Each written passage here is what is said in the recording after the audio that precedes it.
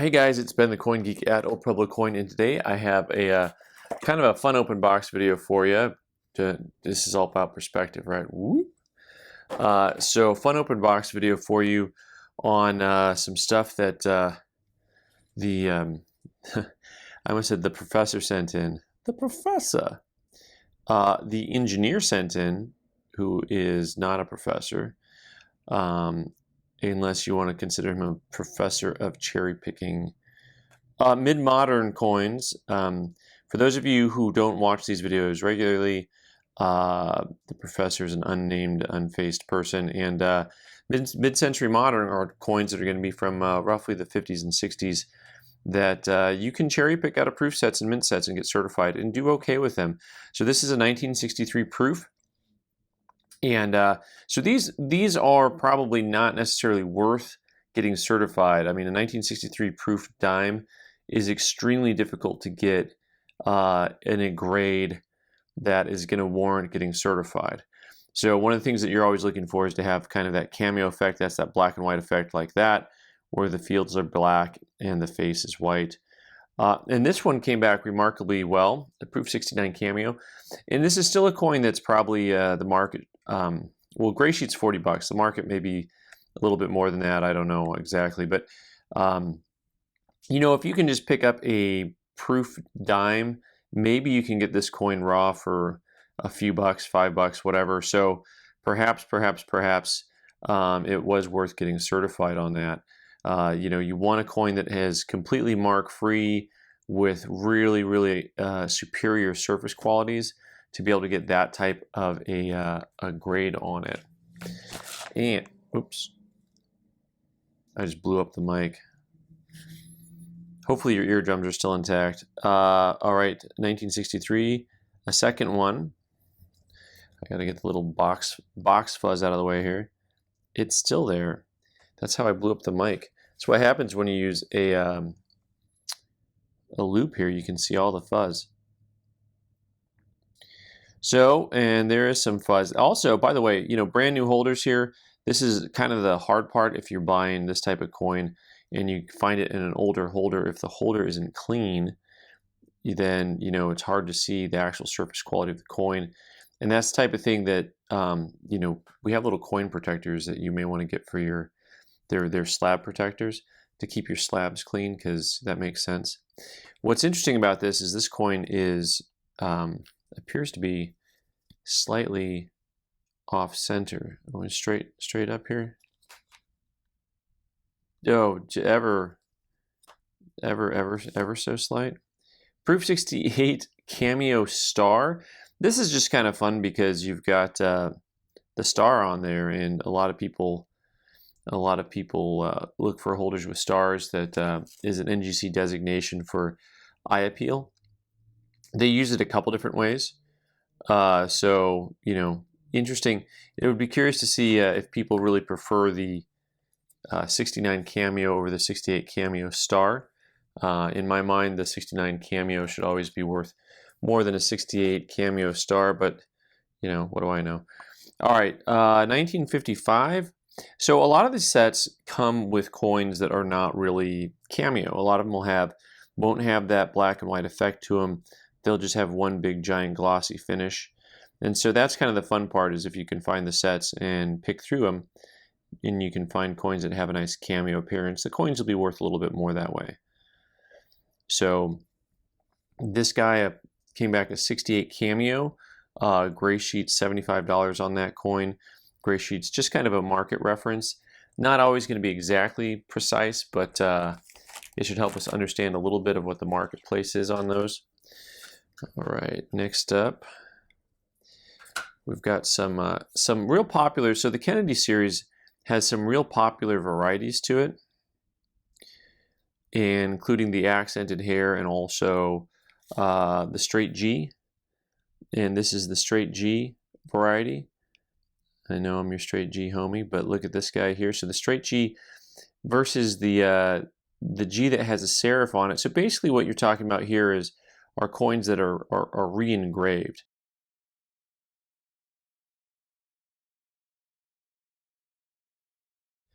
And this is going to be a delightful day because I get to use my board to draw. Proof 68, market on this is, somewhere in the $90 to $120 range. They trade all over the place. It's interesting because they're actually really nice Kennedys, 64 Kennedys. They've got a good look to them. They really do. They're not bad at all. So some of the things that you look for, of course, on these guys is going to be that the fact that the G doesn't have the little serif on it, and this one just barely does. It's hard to see the serif on those. I'll show you what that is in a bit. It's just that little knob sticking off. But you'll see the coin like this, and you'll think that it's a straight G, but it's not. But the entire coin's been re-engraved. So one of the things to look for is going to be broken stars. Let me show you. Broken stars. So there'll be stars, and then the rays go through the stars. Broken rays, not broken stars. So you'll see those the rays go through the stars. Don't go through the stars. Oy vey. All right, here we go. Let's try this again. So when you look at this, let's look at the stars that are in between the eagle here, the eagle's head. I'm going to get a little closer, and you'll see how on those stars, there's like a little divot where the star meets the ray. So you see the outline. You see the outline of the star, and then the ray is broken up by the star. Okay, that's the straight G's variety. Okay, we got the straight G in the holder. Harder to get me focused properly on using I'm using my 20 power loop. Whenever I get to the 20 power, it's harder to focus. So that's the straight G. So let me show you here real quick also. Straight G has the broken, but then they re-engrave the dies, so everything is going to be stronger. And if you look at the entire coin, you'll see this, right? So all of a sudden the re-engraved dies, you're going to see the star with the ray going all the way through. And like I said, on the G, straight G looks like this. Not straight G has a little serif on it. It's not a big serif. It's just kind of a small serif. And all you printers out there, you know what I'm talking about. You guys that are, what would it be called? Typophiles? Typophile? Type? I don't know. So as we look here at the normal one, you can see how those rays are complete all the way through the stars. So that's one of the main things, because this is just a nicely re-engraved design. See how the rays go. Look at that little cluster of stars under the word unum. And I'm going to show you one more time on the straight G one. See how the rays go all the way through those stars. We'll go right back to the same area, the unum, under here, and you'll see how the stars are, how the rays get broken up by the stars. All right, that is the longest explanation ever of a straight G. I got a second one in. This one came back proof 68 as well, and so I'm not going to bother showing you that one again. Oh well, I'm going to show you this one, which is the exact same coin, only in proof 69, right? In proof 69, couple $100 difference. Once again, if you're into collecting these things and specialize, it's all up to you, kind of how you want to budget on these things. It is, to me, near impossible to tell the difference between a 68 and a 69. So if you like the 68 for half the price of the 69, then you get the 68, right? That's something to consider. All right, next up we've got another one. This is going to be the accented hair type, which has once again, these are the dies were re-engraved. So a lot of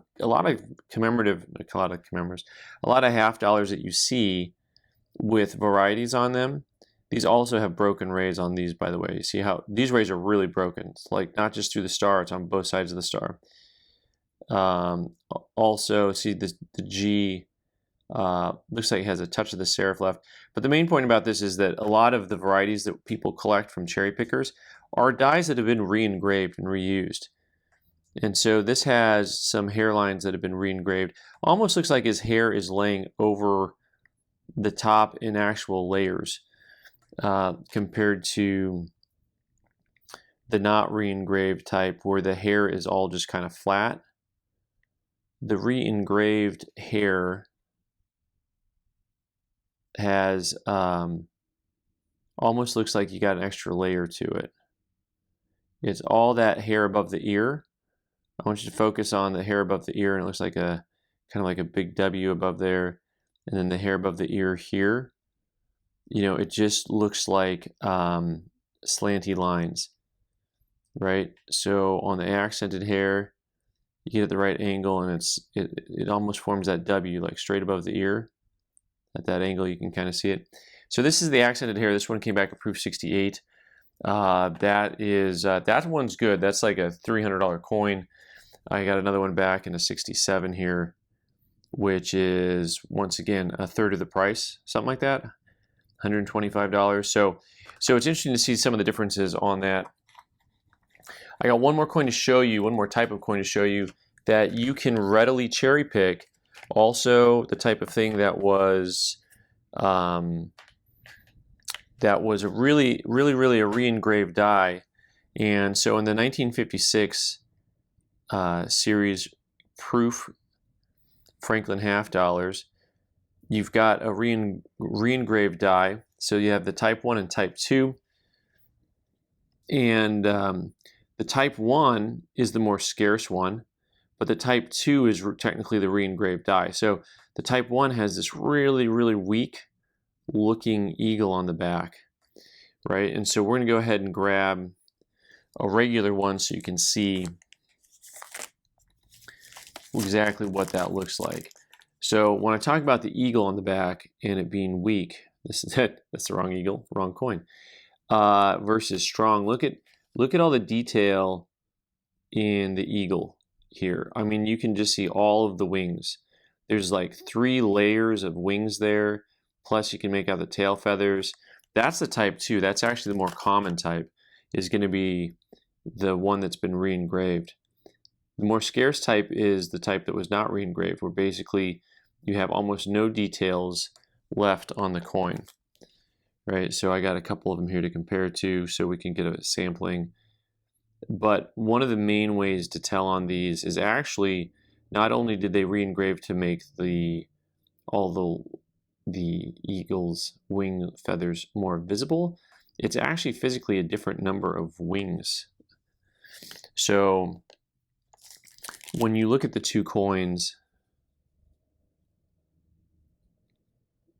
you've got the separation of wings, but what you want to count are the feathers to the left of the branch that the eagle is standing on. And on the type 2, the common type, you'll see we got there the 1, 2, 3 strong, 3 strong.